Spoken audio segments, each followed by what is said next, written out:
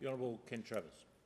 Mr President, I yesterday tabled a petition that was presented to me by the Mayor of the City of Subiaco and a local resident within the City of Subiaco regarding the issue with local government reform. As well, at the same time, they presented me with a copy of what was an electronic petition that had been collected. The petition I tabled yesterday had some 1,570 odd signatures on it. That was obviously conforming with the rules of the Parliament.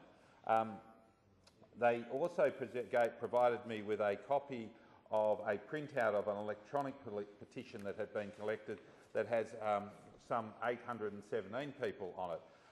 Apart from, I guess, reminding us that electronic communications is something, and I know we've looked at it in the past, that we should continually, I think, look at as a Parliament about how we can improve our systems. The other thing that is unique about this petition, I thought, was it also provided people with the opportunity to make various comments about the processes and the issues with respect to local government reform.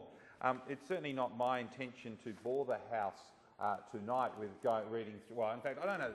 It is boring, to be quite honest, because I found a number of the comments made by the various people quite enlightening. There's even some names there that I suspect may be known to members on the other side of the House as their own supporters, and potentially one name that might even represent a former member of this place for the team on the other side of the chamber.